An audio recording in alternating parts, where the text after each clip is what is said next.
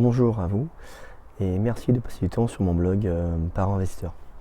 J'ai un peu la voix éraillée, je suis désolé, je sors d'une angine, mais je voulais quand même faire cette petite vidéo pour vous. Donc si vous n'avez vraiment pas le temps d'aller voir l'ensemble de mes messages, de mes articles, de mes vidéos, des interviews, ce que je peux comprendre, on a une vie un peu de fou de nos jours, je voulais juste vous faire une vidéo pour vous dire la seule chose vraiment à retenir, si on devait en retenir qu'une seule, de mon expérience, est ce que je vous conseillerais, vous, parents, de suivre.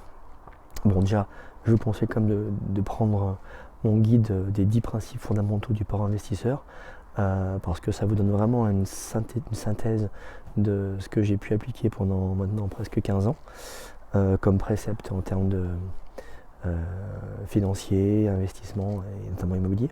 Il faut savoir que moi, jusqu'à l'âge de 29 ans, j'étais un vrai panier percé.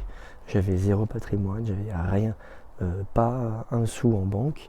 Donc je suis entre guillemets l'opposé de ce qu'il fallait faire à l'époque. Et à 29 ans, j'ai eu une prise de conscience de m'intéresser au patrimoine familial et de changer du tout au tout ma vision des choses. Donc le conseil fondamental que je veux vraiment vous conseiller d'appliquer, c'est absolument de mettre tous les mois de l'argent de côté. En règle générale, on conseille de mettre 10%. Mais attention, c'est pas une épargne de précaution, c'est pas de l'épargne classique. Cet argent que vous mettez de côté tous les mois, ces 10% là, ne doivent plus jamais quitter votre patrimoine familial. C'est de l'accumulation de richesse dont on parle et pas d'une épargne de précaution.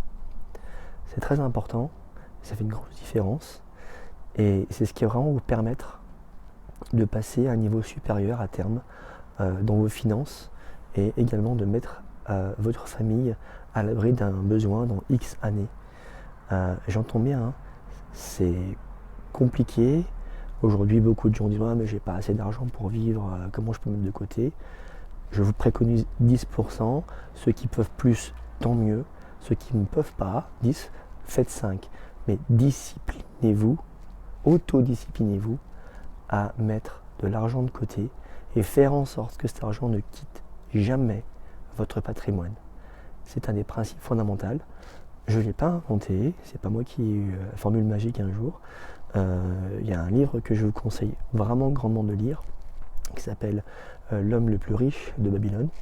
Dans un de ces chapitres, on a un chapitre qui indique les 7 moyens de remplir une bourse vide.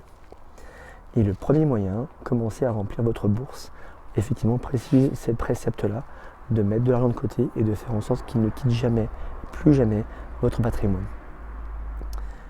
C'est simple à dire, il faut se discipliner pour le faire, mais si vous n'êtes pas prêt à le faire, il n'y a pas de problème. Chacun est libre de faire ce qu'il veut, mais honnêtement, moi, après 29 ans, ça a fait toute la différence. Et si vous ne retenez qu'une seule chose, et vous acceptez de vous discipliner pour le faire, ça va vraiment changer la donne. Ensuite, avec cet argent accumulé, évidemment, il faudra acheter des biens, faire des choix en termes d'investissement très rentables, mais qui vont multiplier justement ces gains et non pas les diviser. Mais voilà, mettez de l'argent de côté, 10% idéalement, 5% si vous ne pensiez pas, vous êtes en mesure de faire 10%, 20% ou plus si vous êtes en moyen de le faire, oubliez le futile et mettez vraiment cet argent de côté pour votre vie entière, pour vous et vos descendants. À bientôt. Merci.